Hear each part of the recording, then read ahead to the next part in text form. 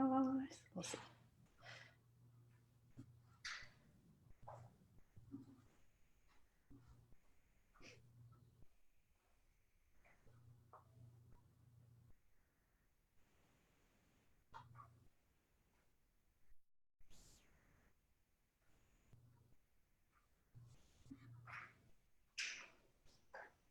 I think we're live.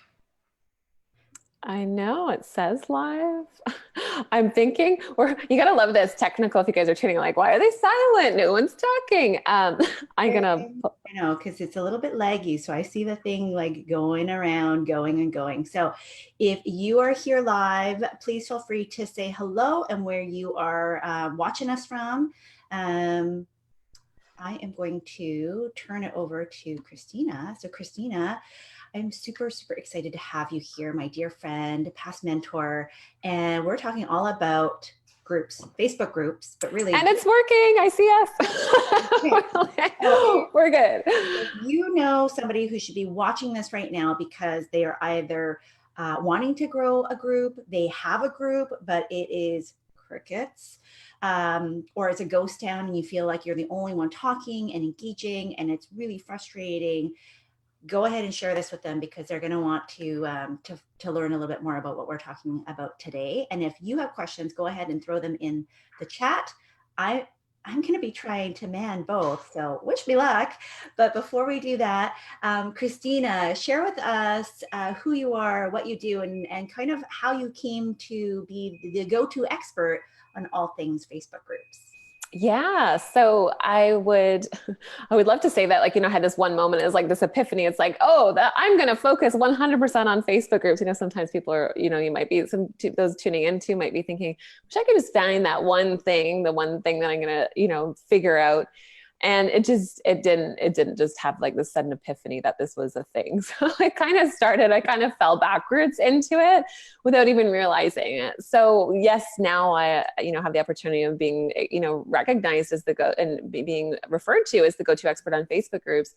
But it actually really came from a place of, when I started my business, I was going to networking events. I was trying to build a coaching consulting business and things just happened so slow. And I was frustrated. I was frustrated, and as someone that was like ambitious and committed and an action taking, I felt like I was doing all the right things, and yet not all the right things were happening for me. So I remember at one point just sitting down, and I'd had like these big plans for myself. I'm sitting down at my kitchen table, and I'm looking at like the numbers and the goals and the planners. I know Susan and I were both planners. We like to plan ahead, and you likely might be the same way too. And I remember having this piece of paper down in front of me of like what I was setting out to create, what I'd wanted to create in my business. And then on the other sheet of paper in front of me was like my actual reality. And man, I just felt so deflated. They were so far off. And I thought, like, how can this be?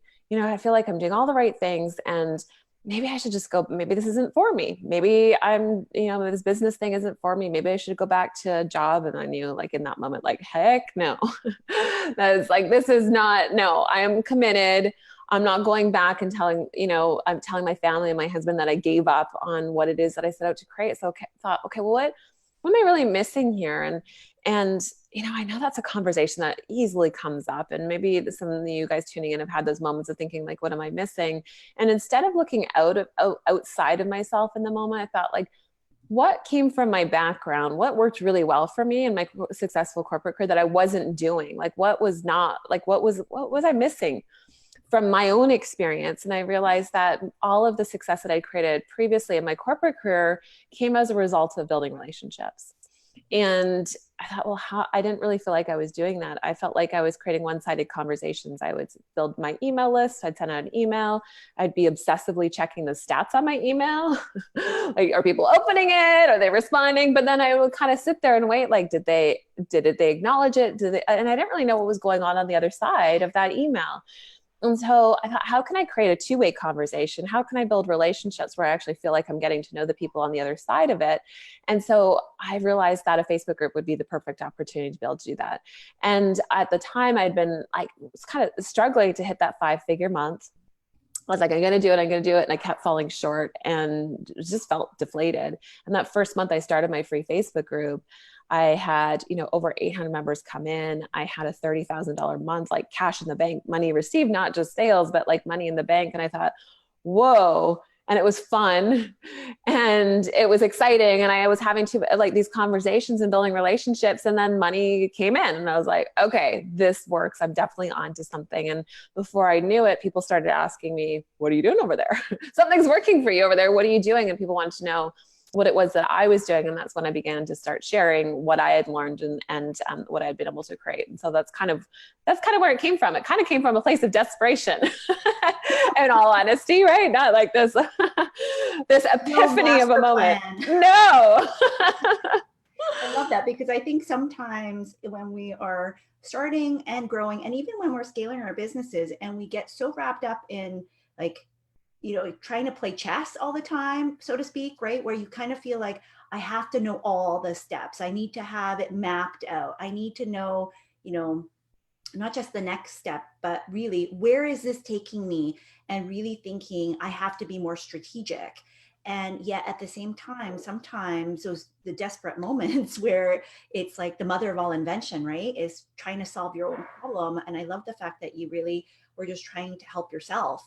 And in doing so, you helped a lot of other people, and now are continuing to roll that forward with individuals that are looking to do the same thing in their business, to simplify and grow communities and really focus on building a tribe of true loyal raving fans, which is what I'm all about, and why I really loved working with you and having your help and support. And so I'm wondering, like, what is the biggest mistake that you see people making when because let's face it, there's like millions of Facebook groups, but really groups are everywhere. So regardless of kind of what platform you're on, we're talking about Facebook because let's face it, that's where we are today. But if we take into account, when people are starting to grow a community, they're thinking I might want to start one. What do you find is like the biggest mistake that people are making that they don't even realize that they might be making? I think that the biggest mistake that, we could go into a whole long list of them because I think I've pretty much made them all. I've pretty much made every single one there is. But I think that honestly, the biggest one is making it about yourself, in thinking that like when you're making it about you and worried about yourself, worried about like, are people going to join? Are people paying attention to me? And what I'm saying is good enough? Do I know enough yet? How do I compare to other people? Why are people not paying attention to me? Why do I not have the right people? Like all this inward conversation of focused on yourself. Whenever you're in those conversations, and I get it if you are, but whenever you're focused in those conversations, you're leaving the opportunity of all of these people that are around you, looking at you, waiting, hoping that you're going to land and connect with them and help guide them. And yet you're so tuned in to what's going on with yourself that you're not even paying attention to what people need from you, what people are looking for, and what they're desperately craving that you have the opportunity to solve. And that was a huge shift. That was a huge shift for myself, even, of getting over that. Is like, what, it has nothing to do with me. And if I focus on service, and if I focus on connecting with those individuals, if I treat one follower like they were thousands, if I honor every single member that comes in, no matter what, when I start, think about how important that they're going to feel, and how seen and recognized and acknowledged they're going to feel when there's 100 members, 500 members, 1,000, 5,000, 10,000 members. They're still going to feel like they matter and that they're important. And it's that sense of belonging and feeling like they matter and feel like they're seen that every single person really, truly craves. And that's why people buy from you, is because they feel like they're understood. And you cannot understand your people when you're focused on yourself. I love that, because I think it goes hand in hand with, my message is selling is serving. And more importantly, like, just find one person to serve every single day. And I love how that kind of ties in with your focus around it's not about you, it's really about them. And I think sometimes we get so bogged down into thinking, like with anything, right? Whether it's our email list, like you had shared earlier, or with our groups, that in order to make an impact and the income that we want, that we need to grow this massive following, right? Like too often I hear, even from my own clients, that I have to hit certain milestones. I need, 10,000 followers, 100,000 followers, like all of these really big numbers. And we're so busy doing all of that that we don't make offers or actively sell along the way.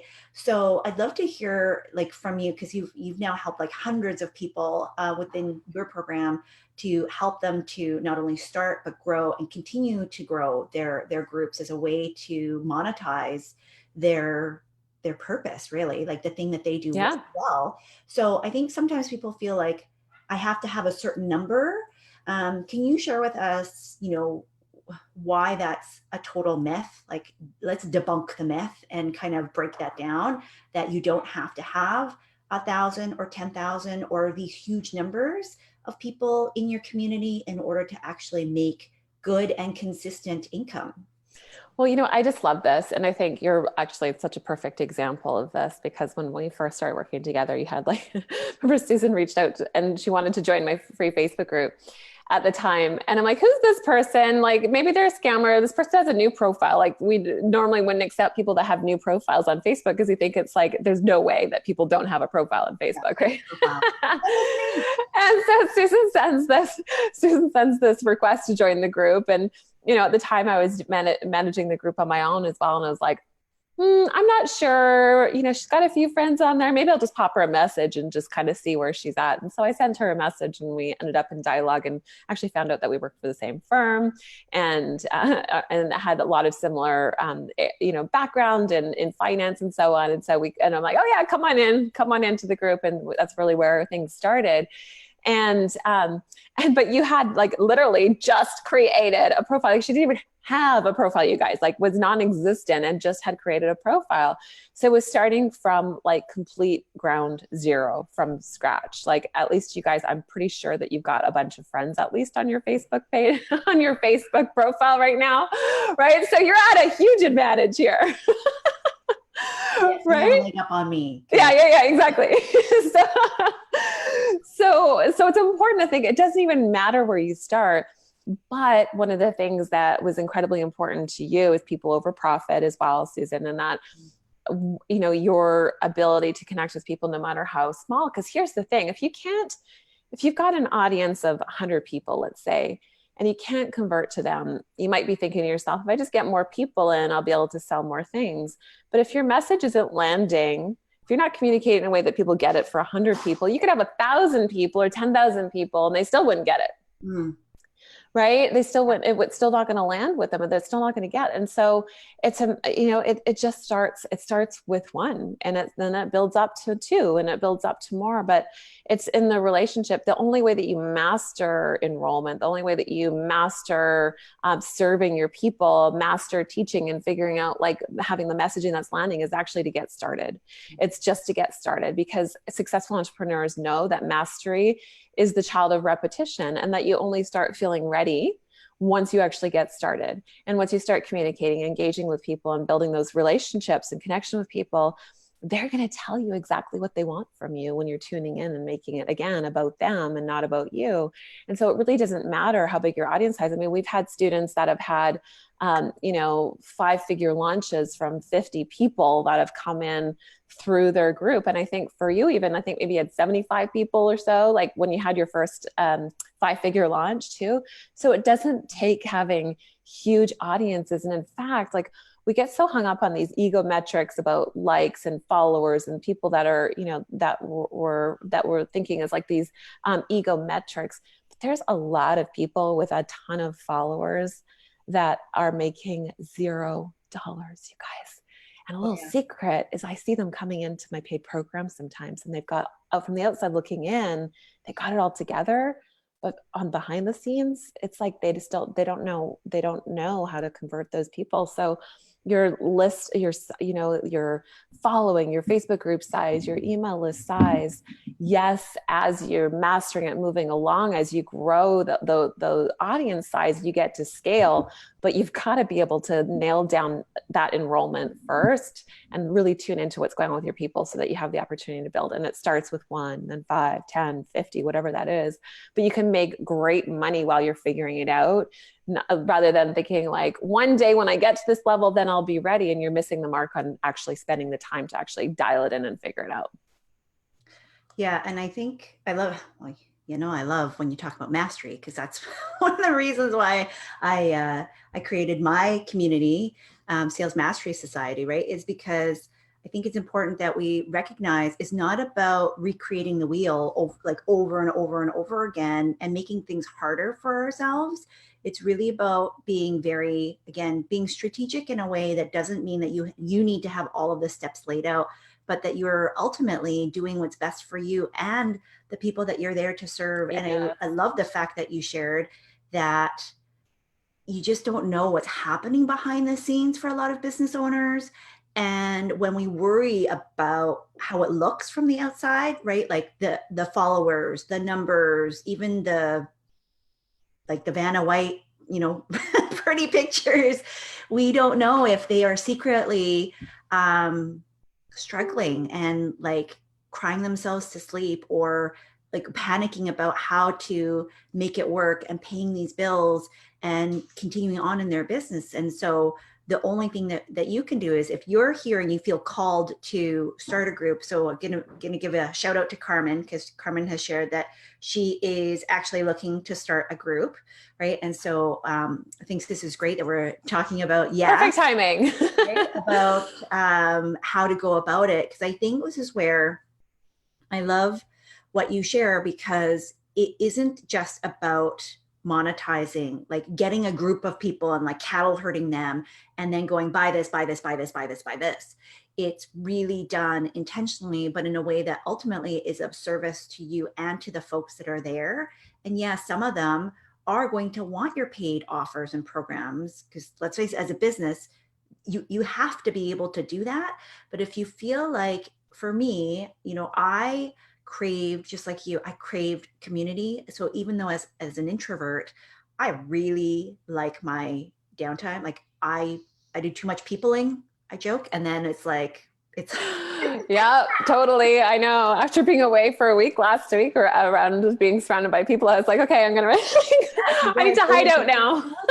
But I think, for introverts in particular, but even for extroverts, like Facebook groups in particular are a great way to be able to kind of pick and choose when you're going to be able to spend the time, because it's not like when you are at work in an actual office where you're constantly there. You are able to go in and out and really make sure that it is done in a way that's of service for you, so that it's something that you can sustain.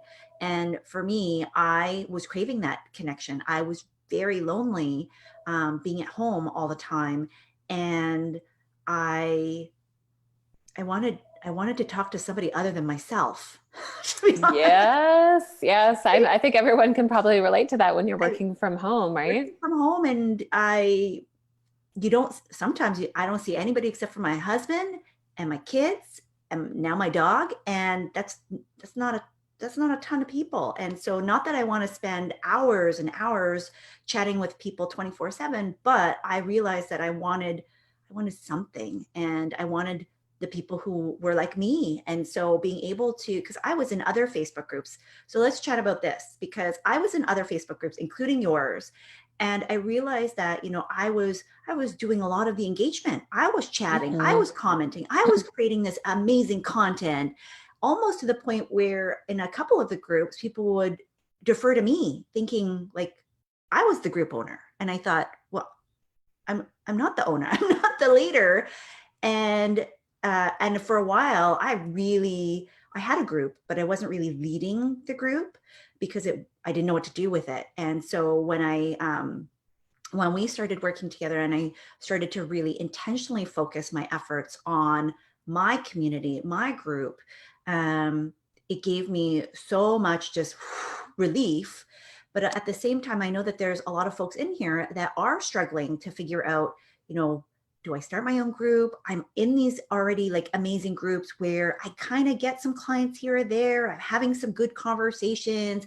It's fun. I like hanging out in them. So at what point would somebody really be, in a good space to start their own community? And then we'll talk about, what happens if you already have a community and it's kind of like Deadsville. Yes, definitely. We'll talk about that.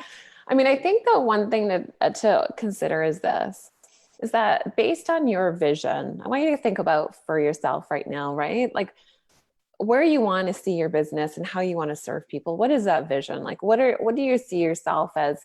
What do you want to be known for? What do you want to leave as your, legacy? Or what do you want to make sure that you, like, what's the message that you want to share in the world? And some of you may not have the answers to these things right now, but you may have an idea as how you want to serve. Like, what does a sold out program look like for you? What does a fully booked out clients, booked out client schedule look like for you if you're wanting to do one-on-one coaching? What's the transformation that you want to provide your clients? And I think it's important that we always make decisions from that place versus a place of lack or scarcity or from yesterday of where you've been. Because I can promise you this, every single leader, every single successful, online entrepreneur, course creator, coach, consultant, done for you service provider, they are the leader of their own space and of their own community, whether they have that through a Facebook group or they have that through their email list or the following that they're creating. They are the leader of their space. And when you're only playing in other people's playgrounds, like I like to call it, in other people's groups, you're never really fully creating that space of being the number one in your space. And it's not even about being number one in your whole niche, but it's about being the number one person in your ideal client's world. And the only place that you can cultivate that is in your own community, with you being the leader of your own space. Otherwise, I mean, here's one thing that, that's important to note as well, is that I know that I used to be active in other people's Facebook groups as well, but I always felt like there was a part of me that was somewhat filtered being in someone else's group, because it was sort of to go alongside with the vibe and the feel of that group. And so I may not have been like 100% in the, I may have felt somewhat aligned, but then there was a piece that I would do differently. There was a way that I would show up differently. There was a thing that I would change about what's being done there. And so when you're playing in someone else's playground, you're playing under their rules. And you may be getting some clients and may be getting some results, but are you really being the leader that that you're meant to be? Are you really stepping into that bigger version of yourself? Or are you playing it safe? You're playing it safe because it's easy and it's comfortable and it's not stretching you. And so I would encourage you to think, like, what is it that you really truly want? What type of leader do you want to be? What type of community do you want to run? And who's the person that creates that? And are you currently living and creating that space right now? And if you're not, then really have like the opportunity to tune in and say, like, when is it time? When is it time to really step into that role? Because the only time that you're actually going to feel ready is once you start. Because there's this elusive idea, like, that when I feel ready, when I have enough followers, when I have enough, big enough email list, when I have this, when I have that, when I have my website built, when I have all these things. And it's like, oh my gosh, if you just start, think about where you'll be in a week, a month, a year from now, from just starting, because your free Facebook group gives you the opportunity to build your email list, gives you the opportunity to become the leader in your space, gives you the opportunity to become the number one person in your ideal client's world that you get to cultivate and create. I love that. I wrote that down, right? So it's because I think sometimes we worry about who am I to do this? And especially if you are in other groups. I mean, I had the same thing with you, Christina, right? That you were a few steps ahead of where I was in the online space, although I had extensive business background. And I felt like almost like, why should I bother having my own group when there's like, I literally was participating in at least 5 regularly that were very similar to what I wanted to do. And I love, when you shared with me that it's mine, like it's the way that I want to show up. And I realized that, yeah, as respectful as I am and having that mindset of abundance, there is a part of you that's a bit reserved, that it's like when you let's face it, when we go to somebody else's houses, and if you let your kids jump on the furniture, no Yes. right? You let your dog up on the couch or sleep with you, or your kids, eat on the sofa and in places other than the table. But at somebody else's house, you probably wouldn't do that. Like you wouldn't treat it the same way as you would your own home. And I think for me, I realized that even though it wasn't a huge difference, it was enough. Like there were things that I wanted to share about my personal life. I'm not super out there, guys. I'm quite private, but it allowed me to share things about my kids, my husband, even like random stuff. Like we had these giant raspberry bushes. They're taller than me now, albeit I'm not super tall. I'm like 5'2", but still, I wouldn't share that in somebody else's group. Mm-hmm. It wouldn't make sense. So I love the fact that if you think right now that who am I to do this, because there's X amount of groups out there that are already on this topic, great. That's, for me, that's always a good sign, because it means that people are actively looking for this topic. They need your help. And the thing that's different is really, it's you. And you don't need to have 1,000, 100,000 people in your community to make an impact. Maybe it could be 10. The other part that I love what you shared was, kind of do it before we're ready.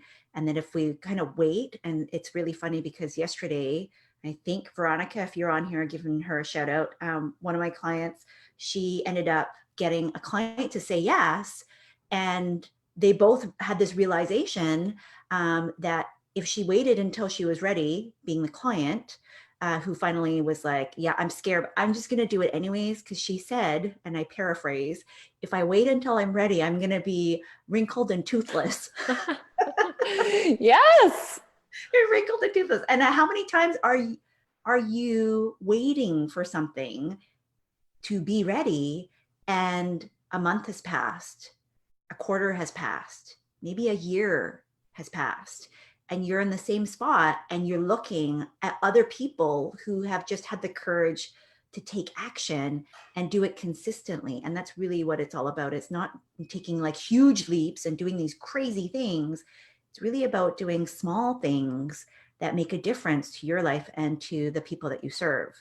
So I'm curious now, because we talked, when you're ready, because nobody's ready, just do it, to start a group. If it feels like something kind of bubbling up within you, I would encourage you and invite you to kind of sit with it and see what's the direction. And I posted a comment below. If you have an idea, share with us, because there might be somebody who's watching this right now or on the replay that goes, yeah, I'd love to be part of that community. And you may have your first member.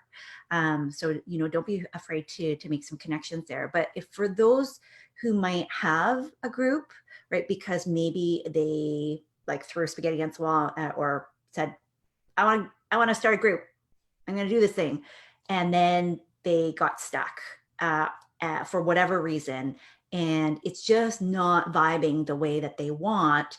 What can you share with us that would help group owners that really want to make sure that they're serving their community appropriately in a way that aligns with their vision and their mission for their business, but also ultimately is a moneymaker instead of a time suck and an energy drain?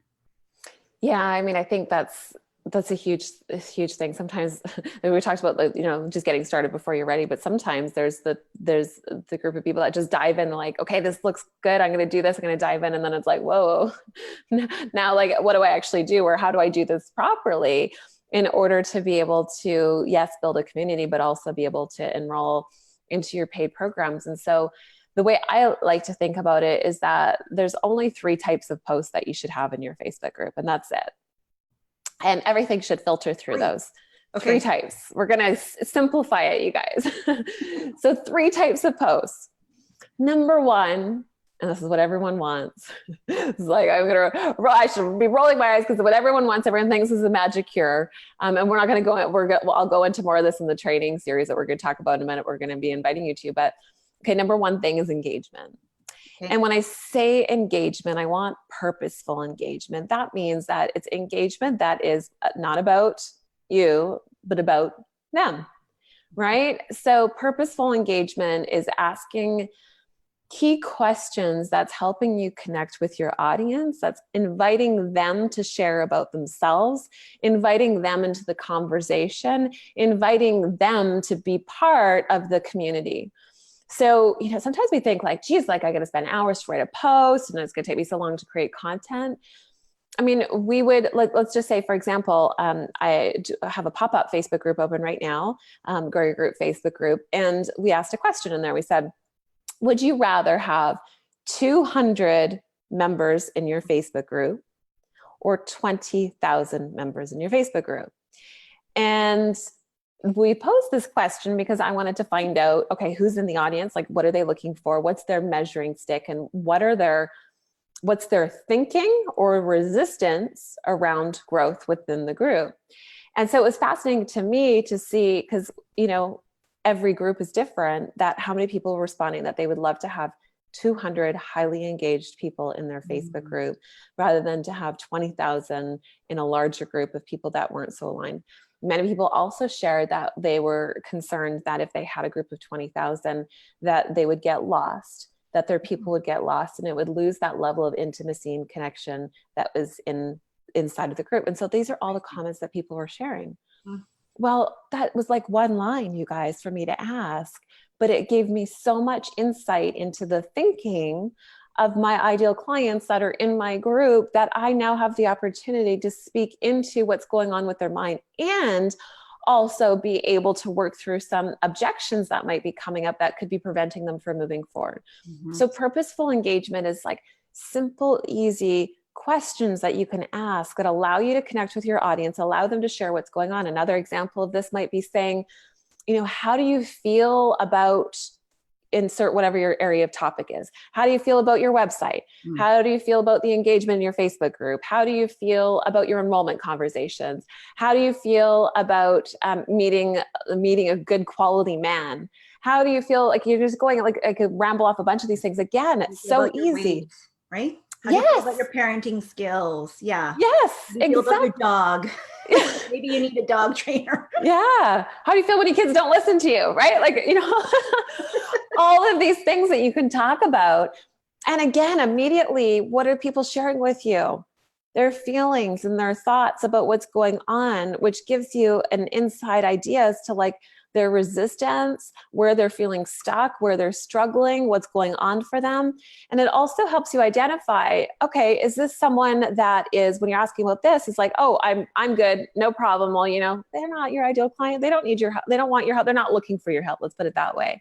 Then you've got some people that might be on the fence, like, it could be better, but, well, they're not highly motivated yet, right? So you could ask some more questions, right? What has them say that they're halfway, or what has them say that they're, it's okay? And then on the third point, you might have people like, oh my gosh, I just want to cry. I am so done. I am so frustrated. I just don't know what to do anymore. Yeah. It's like, ding, ding, ding, ding. Like, this is someone that is crying out to you, that wants your support. Waving the white flag, right? Like, yes, thanks. Exactly. And the thing is, when you're focused on yourself, you don't even realize that they're like craving and dying for your support. And so this type of engagement post allows you to find out their language that they're using, that you then can use, so that they know that you're speaking to them, and be able to communicate in a way. So purposeful engagement is about them, but it's asking questions. It's not like, which is your favorite type of coffee? A, B, C, or D, right? That has nothing related to what it is that you're talking about, right? Well, and in so many groups, they're shutting those down because they're engagement bait, right? And so, yeah, I mean, nobody cares what their favorite color is, or, well, yeah, nobody cares really. It like there's no purpose to some of these questions where you're just trying to get a lot of comments. And so really, I love this fact because it is purposeful, it's intentional, it allows you to serve the people that you're there to help. And it is allowing you to really connect deeply with those who are saying, I need help and I need it now, so that you don't have to feel badly about those who don't see the problem. Because if they don't have a problem, they're not going to pay for anything, and you don't have to worry about pitching or being, salesy, because you're not going to approach them. It's just not going to land the same way. Exactly. Yeah. So that's number one. Okay. So Yep. we've got three. Yep. So second is leads. And I say this because I love Facebook groups. I think they are the best tool on the online space currently right now to create rapid relationships and connection with your audience, which will lead to more impact, more sales, more clients, right? But you do not own it. You do not own the platform. You do not own the real estate. So as much as it is a fabulous tool, when you're building a business, it's important to know that you're building it for long term. You're building it for, you're creating an asset, right? You're building your business, you're creating assets that can continue to provide value to you and your family. So if all of your effort was focused on a Facebook group and your Facebook group shut down and you didn't have any way of reaching those people, those members in another way, you just put in all of that work for nothing. So we want to make sure, so there's two things. One is that you want to always own the assets. You want to have your members' contact information. You want to get them on your email list. You want to get phone numbers so you can text them, or you can use tools, like through Messenger where you can be communicating with them. You want to be able to own the asset that's not specific to a platform. So your email list ultimately is where you want to be contacting them through your Facebook group and then your email list. So you're hitting them up in more than one location, which does why, like, keeps you top of mind for people, right? Because they get to see you in more spaces. Like, when you have that feeling these people are everywhere, they're not really just everywhere. They just they're sharing their content in multiple different avenues and have multiple different ways of being able to reach you.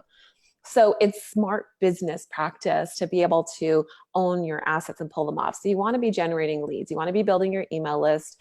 You want to use your Facebook group to be funneling in new leads and new people and building your email list. Not only is it going to build your email list, but what it's going to do is it's going to help you on when you create a set, and I don't want to get too complex here, but when you set up back-end systems, when you've got an email sequence that comes in and you're making invitations for people to go deeper with you, to invest in your programs, to book a call with you, that happens automated alongside what you're doing in the Facebook group. So it's like having a whole little sales team working for you on your behalf. That's automated without you actually having to lift a finger. So not only do you own the asset, but you also get to bring them down this additional experience. And the other thing is you're getting them to self-select and raise their hand. So if you're, a big struggle that people have is they pump out all this content and they get all these freebie seekers. And so they're like constantly giving value and they don't ask their people to do anything for it. It's just like the fire hose, like giving out all this stuff, and they're training their people.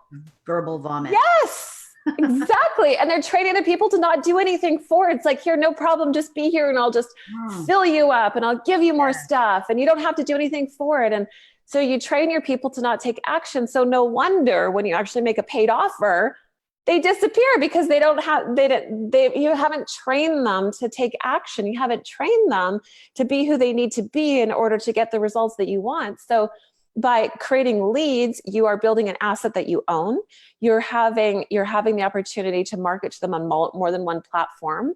And you're having the opportunity for them to self-select. So they're raising their hand, they're interested, you're training them that if they want something, they need to take an action, they need to do something, so that you are working, I don't say that's not the right word, you're encouraging them to take those steps, because how you do one thing is how you do everything. And if you don't require them to do anything, they're going to think that everything's going to come in easily. The man of their dreams is going to pop into their world without having to, change anything about themselves or do anything, that they're going to magically drop the last 50 pounds because they showed up in the group and they didn't do anything else, right? So we don't want to leave your ideal clients in the illusion that they're okay and taken care of and they're going to get the results that they want without actually doing the harder work, which is the deeper work, where you get to come in, right? Yeah. So number one is the engaged person. Well, okay, I love this about being live. Purposeful engagement. Yeah. Yes. Okay. I got you. You got me covered. Okay. And number two is leads. And then the third one is sales. Sales. I am like, really, like, this is okay. It's early. It's not early. It's halfway through the day, but that's okay.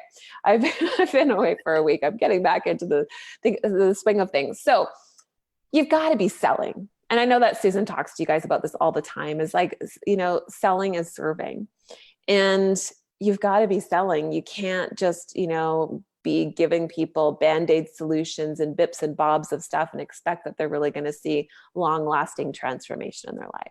It's just not possible. So you've got to be selling. So where are you making offers? How often are you making offers?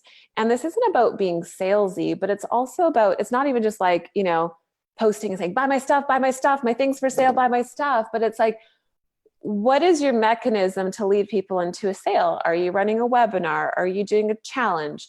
Are you doing a training series? What is it that you're doing that you get to educate your people, serve them in advance, help give them some results in advance, and open up the possibility for what they need to do next?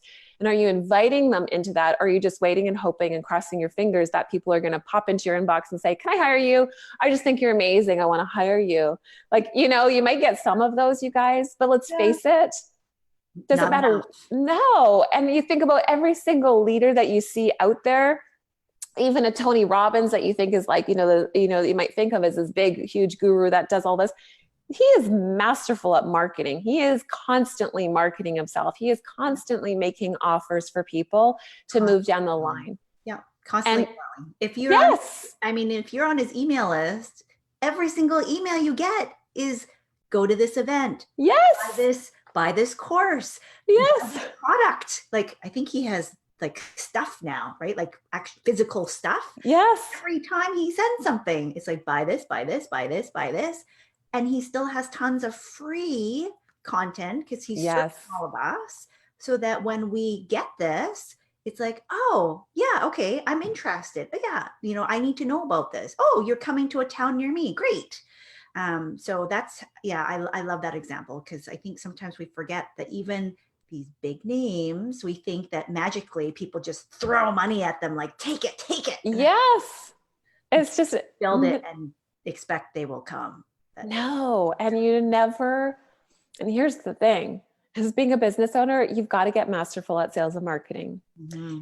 You will never outgrow the need for sales and marketing in your business. It is a must. You may hire out as you master it, but it's something that you will always need at no matter what level. There is no level that you get to that suddenly you do not need to do any marketing of yourself or any planning out or any selling.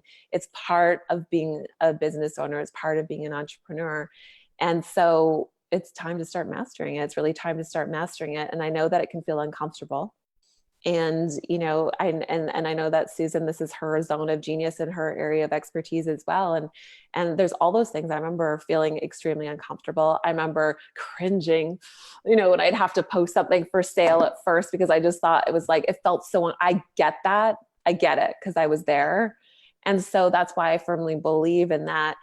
When you get to orchestrate an experience for your ideal clients and you get to lay the breadcrumbs out for them, you're leading people towards your offer. It doesn't feel disjointed. It doesn't feel like it's being pushy. It doesn't feel like it's being salesy, because you're having people raise their hand and interest along the way. You're having them self-select themselves so that it's the next natural step for them to take. And that, my friends, is when you get to evoke desire for people to want your paid programs and courses before you even open the doors, is that experience. But let's face it, you're selling all the way through. Mm-hmm. You're selling all the way through for people to take that next step with you that brings them down the line.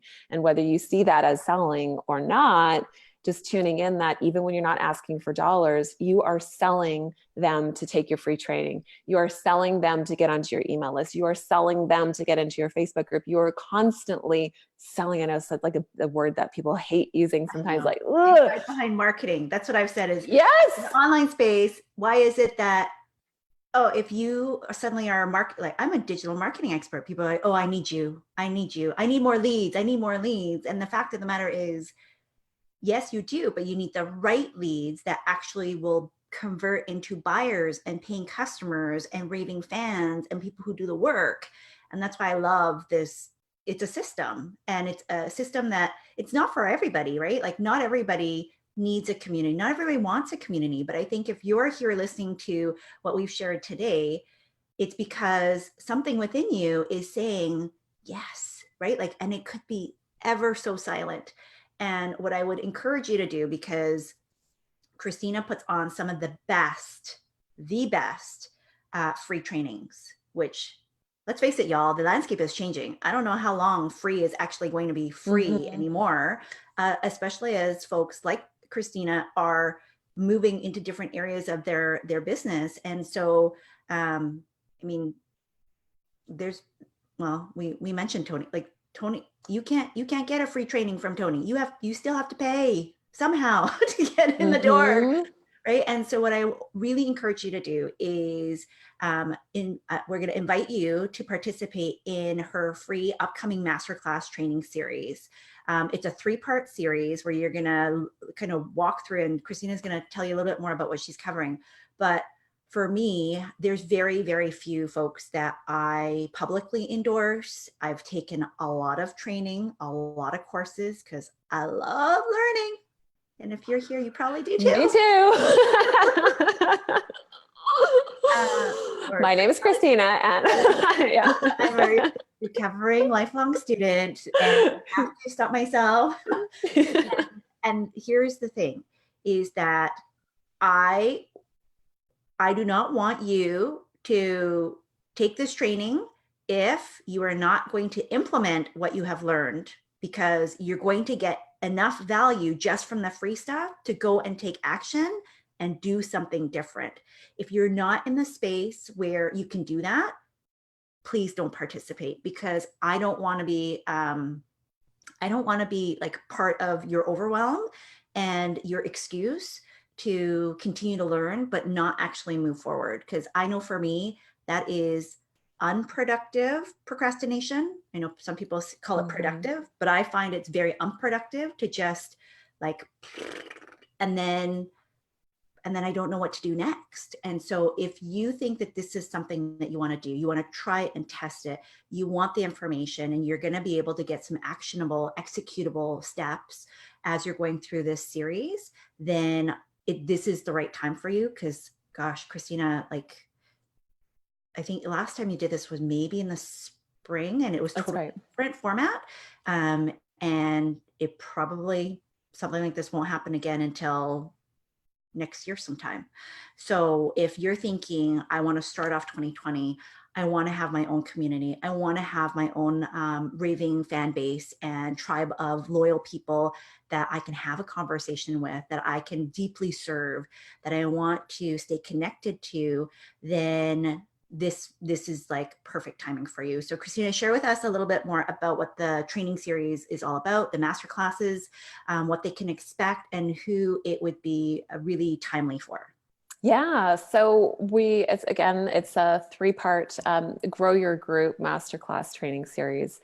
And it's really talking about the key foundational pieces that you need to have a profitable and engaged Facebook group. Because you can't just have a group that's making money, and you can't just have a group that's engaged. It's really about being masterful at both and building a community of raving fans and really creating that space for your people. So we're going to be talking about or the first day of the training series, which actually is this Thursday, we're going to be talking about the foundational pieces, those sort of key core pieces that you need to have in place. There's going to be some workbooks we're going to be talking about. I know one area that a lot of people get hung up is naming of your Facebook group. This, you guys, is like such an area that people are either embarrassed about. It keeps them from starting. So there's going to be a little exercise in there for you guys about that. And in fact, this is an area that I've only reserved for paying clients up until this point and talking about naming, because it's something that I know everybody wants, but we're going to be sharing that in the first training. And then when we get into the second training, we're going to be really talking about like, what are the key pieces that move people along? How do you lay out those breadcrumbs for people, like we were talking about, to lead them towards your offer? So right from the point of getting them in to laying out the breadcrumbs and orchestrating their experience so that they're ready and excited about buying from you. So what does that look like? The customer journey look like? How do you bring people along the line of that? And then on the final day, we're going to be pulling it all together. so that you can really create your own map and have your own plan mapped out for how you can manage your Facebook group without, spending hours a day online and doing it in a simple way. So this training series is really for you if you're just thinking about getting started and you want to make sure you get off on the right foot and want to, and you're just like, okay, I just want to know what I'm doing, so I'm setting the right foundation. Or you've had your Facebook group for a while, but maybe the engagement has died off a bit and you're wondering like what happened, how do I revive it? Or on the flip side is you've been having some sales, but it hasn't been consistent and you're ready to go bigger and really scale bigger and start to see a bigger influx in your launches and getting people excited for what it is that you're doing and having people pouring into your programs, then this training series is really going to touch on all those pieces. So I think oftentimes we miss is that sometimes we jump ahead of ourselves and kind of miss some of the foundational pieces that we need to have in play. No matter what level you're at, right? Sometimes it's helpful to like go back and really build that strong foundation so that you have the opportunity to start, grow, and scale. So we're going to be talking about all of those elements in the training series. And the best part is it's totally free. So Yes. So I put the link down below. If you are interested, go ahead and grab your seat. Christina, masterclass number 1 starts on Thursday, right? That's right. Yep. Perfect. And if they can't join you live, because this is a live class, will they get access to the replay if they register? Yes, if you register, you'll get access to the replay. So make sure that you do that. And then there'll be replays for all of the training series. Although, I do recommend doing your best to be there live. It's just, whenever we're live, it's a bit of it's a different experience, but I get different time zones and schedules. So yes, if you register, you'll be able to get access to the replay. Awesome. So go ahead, do your thing. And like I said, if you are like overwhelmed with stuff, and that could be life stuff, it could be business stuff, it could be course stuff, because maybe you're doing other programs or certification or something, I really caution you that this is not another thing to add. This is where if you can carve out the time and you know that you're going to execute and do the homework, like Christina mentioned, you get a whole plan at the end of this 3-part masterclass. So if you do the work, you're going to have your own like blueprint of what you need to do to create your very own successful community and be able to grow that in order to grow your impact, but ultimately your income, right? Because who doesn't want that? And so if this is a good time for you, go ahead and grab your seat and then make sure that you carve out the time to attend live where possible.